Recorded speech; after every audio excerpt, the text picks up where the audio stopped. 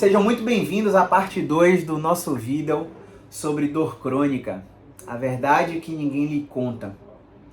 A gente sabe que muitos profissionais vendem por aí técnicas e mais técnicas para prometer que você tenha a cura da dor. E a primeira coisa que eu quero te falar nessa parte 2 é que dor não tem cura, dor tem controle. E depende de uma série de variáveis que já foram relatadas por mim no vídeo 1 desse episódio. Agora eu quero falar com você especificamente sobre o que a gente estava falando, que era o NEAT, o Non-Exercise Activity Thermogenesis. Então, os pacientes que eu recebo que têm dor sempre são orientados a aumentar a quantidade de passos ao longo do dia. Primeira semana, 3.000 passos. Segunda semana, 5.000 passos. Terceira semana, 7.000 passos. Quarta semana, 10.000 passos. Todo santo dia. Não pode pagar os passos? 3 andares de escada todos os dias. 5 andares todos os dias. 7 andares todos os dias. Quarta semana, 10 andares todos os dias de escada. Você trabalha sentado, botar o despertador a cada 30 minutos para ficar de pé. Porque quando eu fico de pé, o meu gasto calórico é muito maior do que se eu estiver permanecendo sentado. Estudos já mostram que nesses trabalhadores de escritório, quando a mesa é regulável e que existem momentos para a gente colocar aquele funcionário de pé, o gasto metabólico basal sobe em 700 calorias. E por que eu estou falando de caloria aqui para você? Estou falando de caloria porque isso é um marcador de estresse metabólico. E se o meu estresse metabólico está em dia, o meu sistema nervoso, que é uma via colateral do sistema endócrino, imunológico e metabólico, também pode estar mais ativado e mais competente para controlar a dor. Faz sentido? Então, muitas vezes, a gente vê um paciente que está fazendo muitos exercícios no nível de exercício físico e poucas atividades no nível de atividade. E aí a gente ultrapassa aqui no nível de exercício uma coisa que a gente chama de volume máximo recuperável. É aquele cara que é triatleta, que está começando agora, é amador, e ele faz 5 km 3 vezes na semana de corrida, e ele faz 20 km 3 vezes na semana de ciclismo. E aí, do nada, ele mete um longão no domingo de 15 km de corrida e de 60 km de ciclismo. Você percebe que ele aumentou em 100% o seu volume semanal abruptamente. Ele saiu de uma semana onde ele praticava 15 km totais em 3 corridas de 5 km e 3 pedais de 20 km, 60 km totais de ciclismo. E ele acrescentou mais 60 km no longão do domingo, somado a mais 15 km no longão do domingo. E aí o que a gente tem? Uma quebra abrupta do nível de demanda sobre a capacidade. A demanda músculo-esquelética desse atleta, desse praticante de atividade física, foi aumentada abruptamente em 100%. E talvez a capacidade músculo-esquelética de absorção dessa demanda não estivesse preparada o suficiente. Eu estou cansado de receber pacientes em consultório que têm uma quebra nítida da relação de capacidade e demanda e chegam querendo comprar de mim tratamentos e eu falo, não preciso te vender.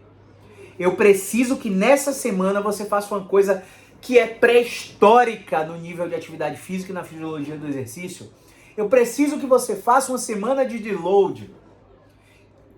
Eu preciso que você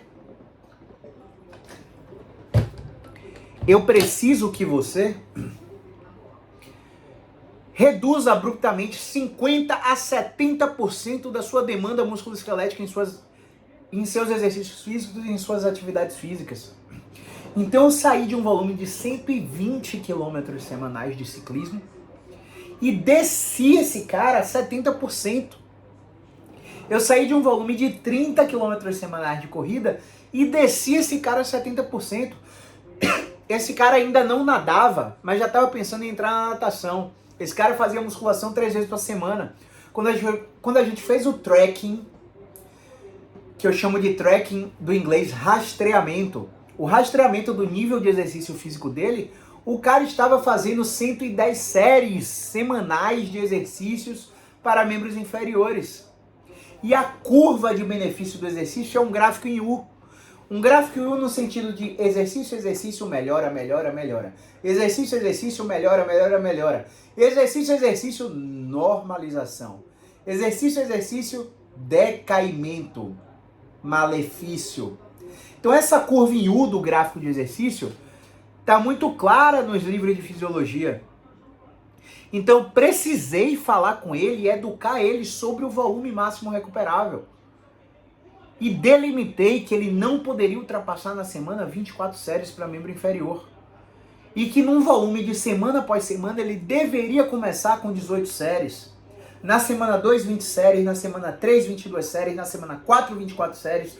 Na semana 5, de load. E quando eu fiz esse processo de educação, ele falou, cara, ninguém nunca me falou isso. Por que o meu treinador não falou isso? Não sei te dizer. Porque é impossível que o educador físico que esteja com você, se ele é educador físico, ele não saiba desse conceito de fisiologia do exercício. Então, eu não precisei nem conversar com o profissional. O paciente chegou à conclusão após a explicação e reduziu abruptamente. E no terceiro dia de redução abrupta de volume, a dor desse paciente simplesmente desapareceu. Seu corpo cansa e ele precisa descansar. Há quanto tempo você está fazendo a mesma coisa sem ter um período de reparo dos tecidos, de reparo musculoesquelético? Tem semanas, para quem me segue à risca aí, sabe que eu sou amador no triatlon também. Eu nado, corro, pedalo, faço muita musculação. Tem semana que eu fico 7 dias sem fazer nada, só pagando meus 10 mil passos, para meu corpo recuperar. E é incrível como minha performance sobe a cada deload que eu faço. E o relato dos pacientes é o mesmo. Então, se você está se vendo numa situação que você já faz exercício e mesmo assim tem dor, tá na hora de buscar um profissional de verdade que pense em você, no cuidado com a sua saúde. Então veja bem, se você assistiu as 2 partes desse episódio, você já está ciente da hidratação, da alimentação, da higiene do sono, do volume de exercício físico, do nível de atividade. Agora eu preciso falar com você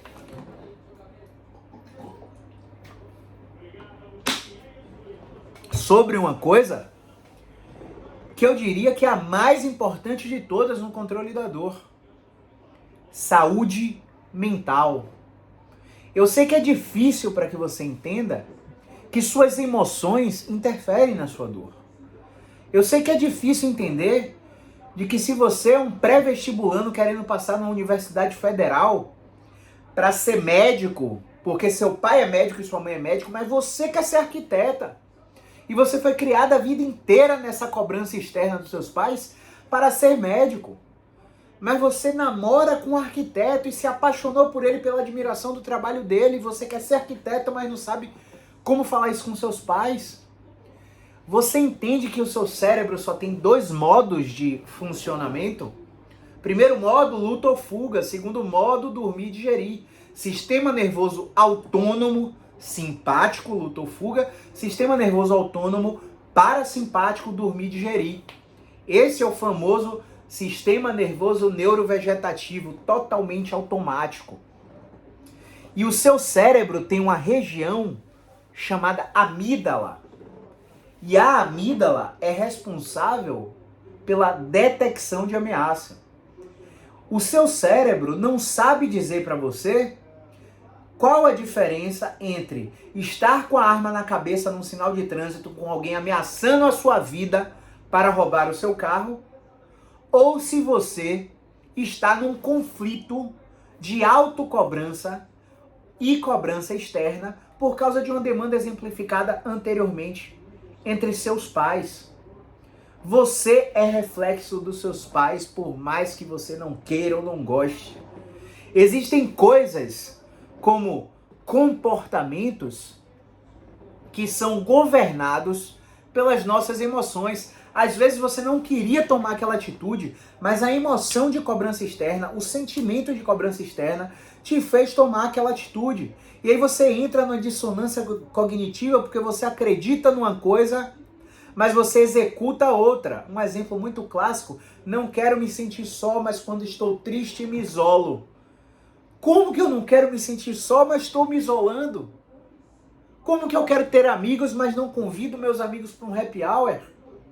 Como que eu quero ter uma relação saudável, mas só falo com a minha esposa brigando diante dos meus filhos? Só falo com meu marido brigando, cobrando arrumação?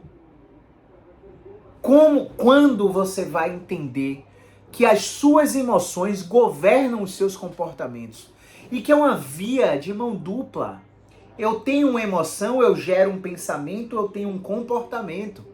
E na dor é a mesma coisa, eu tenho dor, eu tenho um pensamento automático, esse pensamento automático gera um sentimento, barra emoção, essa emoção altera o nosso comportamento. Mas em que aspecto você está falando de comportamento, Caio? Seu jeito de andar, cara. Seu jeito de descer escada.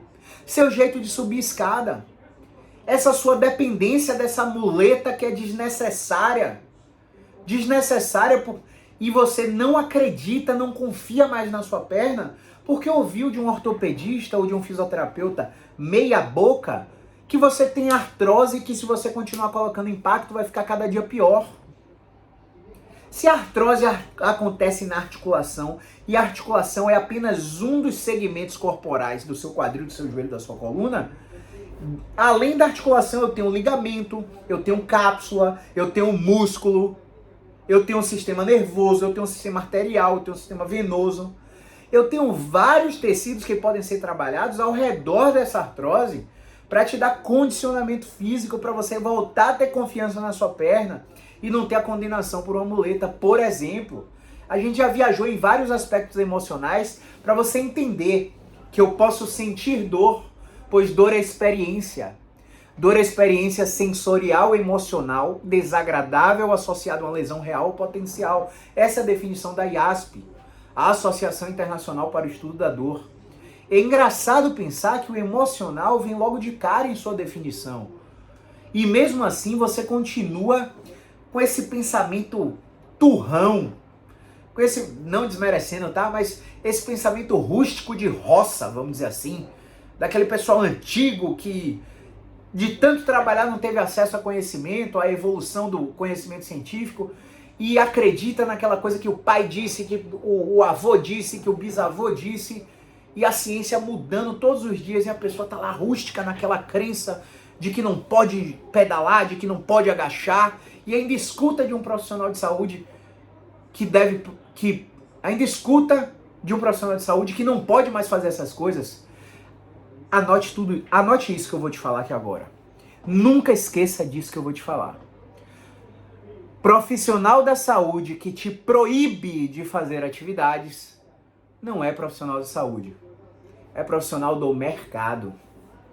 Porque ele sabe, à altura das evidências, que quanto mais proibição e restrição de atividades você tem, maior é o seu humor depressivo, maior é o seu isolamento social, maior é a disfunção psicológica e mais você precisa do sistema de saúde. Vamos fazer uma pausa para beber uma água. Mais você precisa do sistema de saúde. Ou seja, o profissional que te proíbe de fazer atividade é o profissional que quer estimular a dependência do sistema de saúde. Isso está claro para você? É importante que isso esteja claro para você. Agora, o profissional de saúde que te encoraja e que o tratamento dele te incentiva a participar das coisas, isto é, e aí, trocando em miúdos aqui mesmo, você que tem dor crônica, chega num profissional de fisioterapia, num profissional médico, num profissional de qualquer área, e você deita numa maca para receber técnica, esqueça. Você pode ter até algum alívio, mas você não vai melhorar, seu resultado não vai ser duradouro, você não vai ter independência, você vai depender daquele profissional pro resto da vida para ter melhoras ridículas de 24 a 72 horas. Porque tudo que você recebe não tem efeito duradouro. Vamos fazer uma pequena analogia na parte 3 do vídeo. Se você gostou da parte 2, Corre para assistir a parte 3, curte, comenta, compartilha, me segue nas redes sociais e até a parte 3.